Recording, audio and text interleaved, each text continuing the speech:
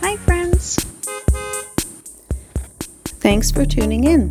If you like this video, please give it a like, comment below, and take a moment to subscribe to our channel.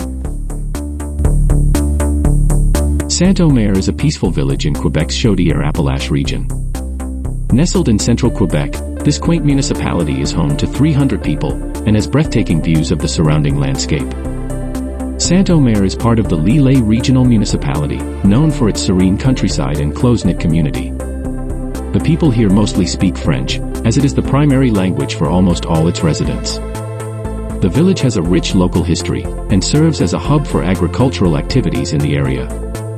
For nature enthusiasts, the nearby mountains are perfect for exploring and enjoying scenic vistas.